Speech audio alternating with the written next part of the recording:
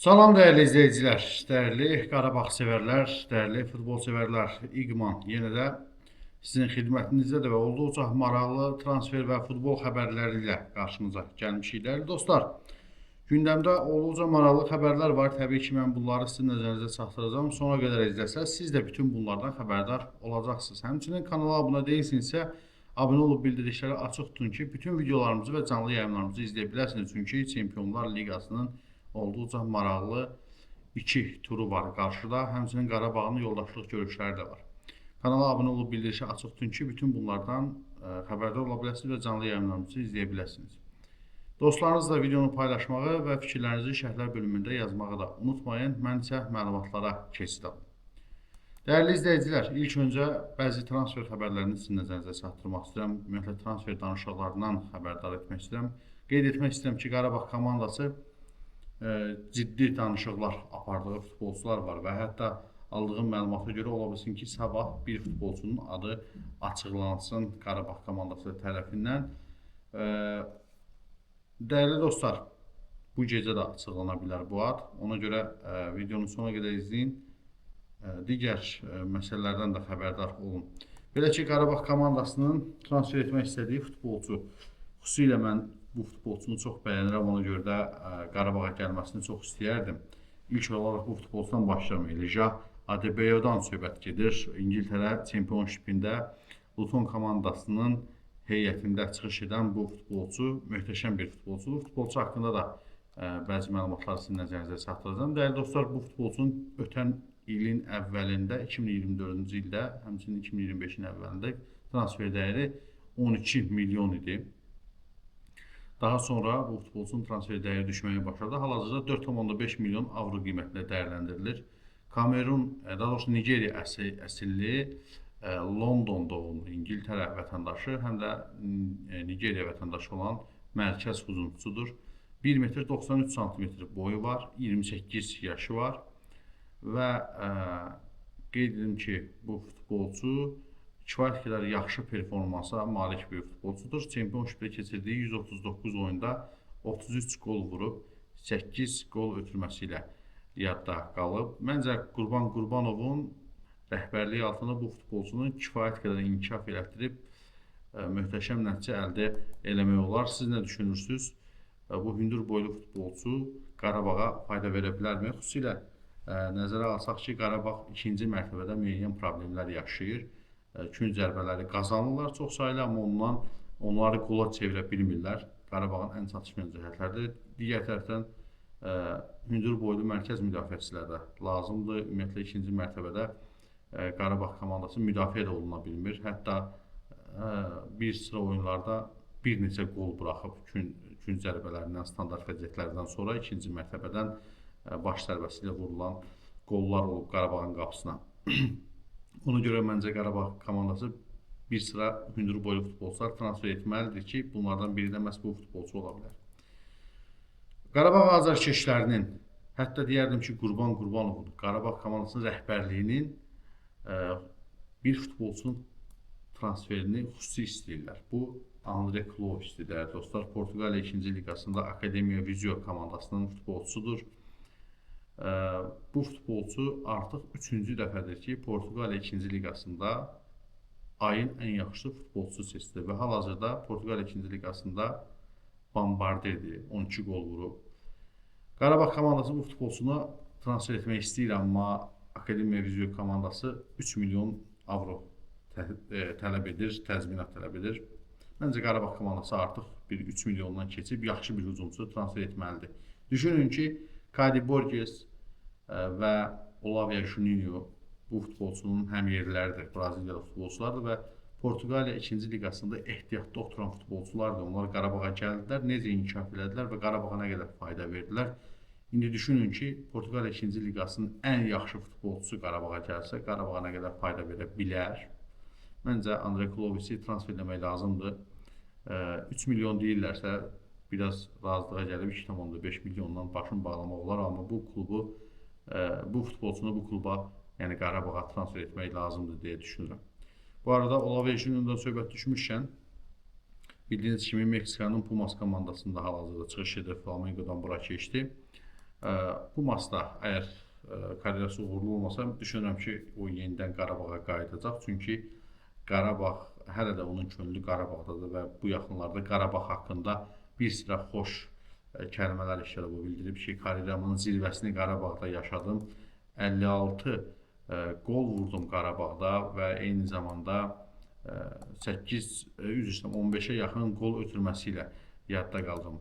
Qarabağ mənim karyerimin zirvəsi idi və düşünürəm ki, yenidən həmin 46 qol vurduğunu açıqlayıb. 46 qol vurdum və 15 qol ötürməsi ilə yadda qaldım.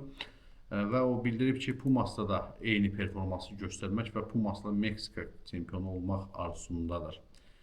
Amma mən elə düşünürəm ki, bu futbolçu hara getsə, axır gələcək Qarabağa. Siz də düşünürsünüz, ola verir, gəlsinmi? Kadi Borgesi o vaxt o qədər dedik, axırda gəldi. Hətta Kadi Borgesi haqqında danışanda artıq izləyicilər dedilər ki, deməyin artıq Kadi Borgesi getdi, gəlməyəcək və o qədər dedik, axırda gəldi. Və Qarabağ komandası bildiyiniz kimi, dəyərli izləyicilər, Eintracht komandası ilə qarşı-qarşıya gələcək. Ekranda da hər iki komandanın loqosunu görürsünüz. Yanvar ayının 21-də saat 21:45-də Tofiq Bəhram adına Respublika stadionunda Çempionlar Liqasının liqa mərhələsinin 7-ci turu çərçivəsində bu qarşılaşma başlayacaq. Artıq biletlər sabah saat 12-dən etibarən satışa çıxacaq. Biletlərin qiymətləri də bəllidir, dəyərli dostlar. Biletlər 10 manatdan başlayır. Sadə biletlər 75 manata qədər. VIP biletlər isə 200 manatla 400 manat arasında dəyişir və xüsusi VIP biletlər isə 1000 manat təşkil edir. Maraqlıdır. Əsas odur ki, bu əlçatımlı olsun və saxtakarlıqlar baş verməsin, qara bazar olmasın, dəyərli dostlar. Saxtakarlıqdan söhbət düşmüşkən, saxta biletlər Avropada satılır. Belə ki, Qarabağ hələ sabah biletləri satışa çıxaracaq, amma bir neçə gündür ki, Avropada Qarabağın oyununa biletlər satılır. Bu necə baş verir bilmirəm. Amma Qarabağ komandasının mətbuat xidməti qeyd edib ki, Qarabağ yalnız iTicket saytı üzərindən biletlər satışı həyata keçirir. Ona görə də digər biletlər etibarsızdır, saxtadır deyib sabah iTicket saytı artıq satışa çıxaracaq biletləri. Yəni digər səhifələrdə satılan biletlər saxtadır, Avropada satılan biletlər. Bu arada dəyərli dostlar, siz də öz fikirlərinizi yazın. Qarabağ Eintracht oyunu necə bitəcək? Fikirləriniz bizlər üçün çox önəmlidir.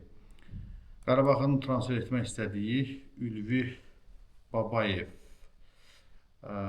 Bilirsiniz ki, Dinamo Moskva komandasının üzvüdür. Spartak Moskvaya keçəcəyi gözlənilirdi bu futbolçunun, amma futbolçu ilə müqavilə müddəti daha bir il artırılıb.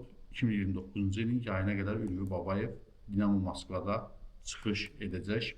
Təbii ki, transfer etmək istəyənlər futbolçunu və komandanı razı salıb tərcümatı ödəyib transfer edə bilərlər. Təbii ki, futbolçu əgər getmək istəyirsə, amma Qarabağa gəlmək istəmədi və milli komanda olaraq da Rusiya millisini seçdi bu futbolçu. Hər halda Azərbaycanlı adı var. Uğurlar diləyirəm. Ümid edirəm ki, dünyanın ən yaxşı futbolçular sırasına yüksələ bilər zamanla. Və dəyərli dostlar, Qarabağın bilirsiniz sabah 2 qarşılaşması var. Bu oyunlar harda canlı yayımlanacaq? Ondan öncə qeyd edim ki, Qarabağ komandası yoldaşlıq oyunları keçirir. Türkiyədə təlim məşq toplanışındadır. Sabah birisi gün ölkəyə qayıdacaqlar. Fərqana komandası ilə deməli ilk öncə qarşılaşdılar dəyərli dostlar və 5-0 hesabı ilə Özbəkistan təmsilçisini məğlub edədilər. Sabah saat 12 tamamda Osijek Xorvatiya təmsilçisi ilə qarşılaşacaqlar. Həmin gün, yəni sabah eyni zamanda ikinci oyunu keçirəcəklər. Zagreb Lubin komandası, Polşa komandası ilə qarşı-qarşıya gələcəklər dəyərli dostlar və bu qarşılaşmalardan gözləntiləriniz nədir? Siz də öz fikirlərinizi yazın dəyərli dostlar. Və bu oyunlar harada canlı yayımlanacaq? TVNet deməli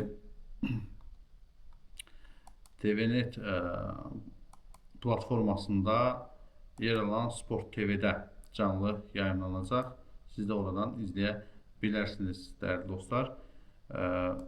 Mən isə digər transfer xəbərləri də var. Onları da sizin nəzərinizə çatdırım. Burada da Qarabağ və Eintracht loqolarını efirə qaytaraq. Değerli dostlar, son olaraq 2 transfer xəbəri də var. Onu da sizin nəzərinizə çatdırım. Daha doğrusu transfer və ayrılıq xəbərləri. Roman Hüseynov Sabahildədir artıq. Son klubu Difai olan bu futbolçu ilə mövsümün sonuna qədər müqavilə imzalanıb.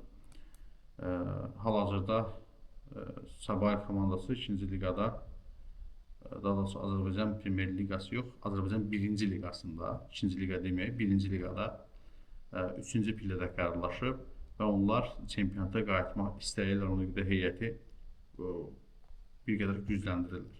Şəfa komandası təcrübəli futbolçu Amil Yunanovla yolları ayırıb. Qeyd edim ki, 33 yaşlı futbolçu daha öncə Qəbələ, Neftçala, Rəvan, Sumqayıt, Şamaxı, Səbail, Turantovuz, Kəpəz və Biliş kimi klublarda çıxış edib. Qarşılıqlı razılıq əsasında Şəfa ilə yolları ayrı bu futbolçu. Bu sizə çatdıracağım dəyərli dostlar. Sonuncu xəbərdir. Düşünürəm ki, sizlər üçün də maraqlı xəbərlər oldu. Elə isə videonu hələ də bəyənməmişsinizsə bəyənin. Mütləq şərhlər bölümündə öz fikirlərinizi yazın. Bir-bir oxuyuram fikirlərinizi.